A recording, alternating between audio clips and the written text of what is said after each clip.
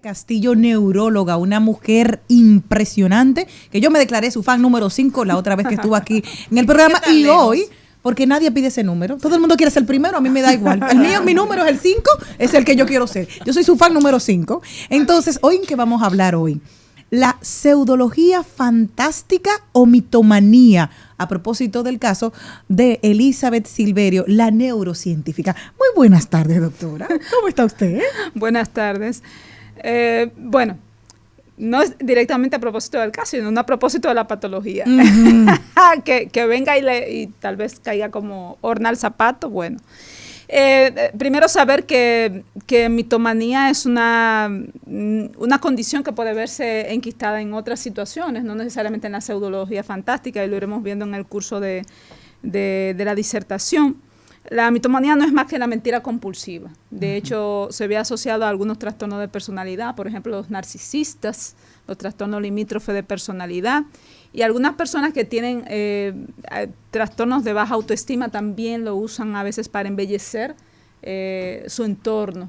Entonces, la mitomanía puede verse de manera compulsiva, pero también de manera impulsiva. Los que son mitómanos compulsivos tienen, como su nombre lo dice, una necesidad compulsiva de mentir. Y los que son impulsivos tienen mienten porque están a veces en un escenario que mentir es la salida. Aquellos que mienten de manera compulsiva tienen una recreación. De hecho, se cree que hay un aumento en algunos neurotransmisores, como la dopamina, hay un aumento de la densidad en la sustancia blanca, se habla de un aspecto neurobiológico, y ya sabemos que el ser humano es un ente biopsicosocial. Entonces, en el aspecto de la mitomanía, saber que la diferencia entre la pseudología fantástica es que la pseudología fantástica es una entidad clínica. O sea, en cristiano, doctora, para Platanar. Exacto, por la favor. Pseudología fantástica no es un concepto nuevo, fue descrito en los finales del siglo XVIII por Anton de Bruck, un psicólogo psiquiatra alemán, y él lo definía como personas que tenían gestos grandilocuentes, palabras grandilocuentes, un pensamiento, eran muy inteligentes, generalmente con unas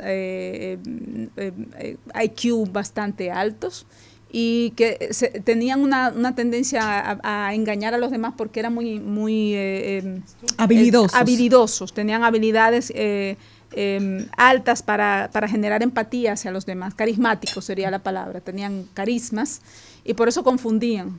De hecho, hubo un caso muy famoso de una persona que se hizo pasar 15 años por la ONU, en la ONU como investigador. ¿Cómo va a ser? Sí, y fue diagnosticado con pseudología fantástica. De hecho, yo creo que el caso... Doctora, en mi partido nosotros tenemos gente que se ha hecho pasar durante 20 años siendo miembro y se va un día. Bueno, mira, esto parece raro, pero yo creo que uno de los personajes en la literatura que revela con mayor claridad esto es Mr. Ripley. Cuando tú lees Mr. Ripley, no toda la saga, sino el talento de Mr. Ripley, de Patricia Highsmith, a mí me pareció, yo me estaba riendo porque recordé cuando leí ese libro, el talento de Mr. Ripley, que fue llevado a película, si mal no recuerdo. Hay una escena donde él llora amargamente por la muerte del amigo, y él fue que lo mató. Wow. Sí, o sea, tú sientes, de hecho, tú terminas sintiendo empatía por Mr. Ripley. Bueno, tal vez lloró de verdad, porque al final lo quería, pero bueno, tuvo que matarlo, porque hay gente así bueno, de... mira, él ama toda una urdimbre en el tejido de cómo él crea toda esa mentira. Y claro, está el hecho de que la persona que tiene esto se lo cree. Y en el caso de Jenna Saibar también pasó con los... Yo no lo recuerdo bien, pero sí, una de las características, él ayudó a buscar el cadáver, de las características de estas personas es que se creen sus mentiras. O sea, fabulan. Es una enfermedad. Es una enfermedad. O sea, claro, que no termina ni siendo una mentira, es su verdad ya, porque se la creen. Es su verdad. Por eso hay que hacer la distinción entre otras entidades. Por ejemplo, no es lo mismo un trastorno facticio, que son personas que dicen una mentira para lograr algo. O sea, por ejemplo, las personas que hacen eso para una pensión, para tener... Por ejemplo, tenemos el caso de las personas que hacen lo que se llama el síndrome de Munchausen.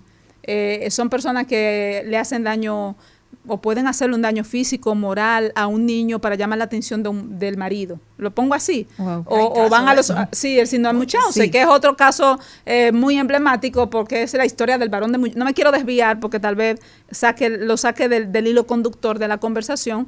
Y entonces en este caso mienten, son mitómanos, pero no tienen pseudología fantástica. En el caso de los mitómanos, como es el caso, ¿se le da algo para que ellos, un suero de la verdad? No le van a dar el suero de la verdad.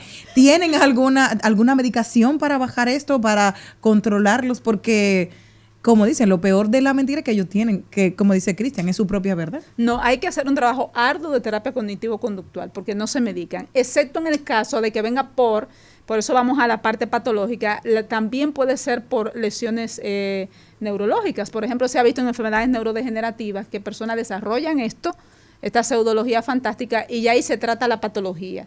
Pero cuando es por una condición, digamos, psiquiátrica, personas con un trastorno narcisista, se ha visto personas que con trastorno narcisista que matan o hacen un proceso de delinquir o cualquier daño y hacen toda un urdimbre de una mentira, se crean todo un teatro, fabulan, confabulan y están, como tú lo dices, buscando a la persona que han matado y se forman grandes séquitos de personas alrededor de ella para buscar a la persona que han matado. Entonces, generan la búsqueda y ¿quién creerá que esa persona fue el autor intelectual y físico de la muerte de esa segunda persona? ¿Los padres tienen mucho que ver en que una persona pueda ser mitómana? No, sí, dígame, sí, ¿cómo sí. se puede? ¿Cómo Es lo generan? ¿Pueden desarrollar los padres esa enfermedad en sus hijos? No, lo que pueden es influir en que lo desarrollen. Vamos al aspecto biopsicosocial, porque quiero partir de ahí. Hay traumas en la infancia. Por ejemplo, un niño, recordemos que hasta una edad el niño se cree omnipotente. Hasta una edad el niño cree que es un semidios. Y de hecho, en la cultura japonesa, el niño es un dios hasta los 7 años. Entonces, ¿qué pasa con el niño? Cuando el niño sabe con sus falencias y sus debilidades y lo regañan y lo maltratan, puede mentir.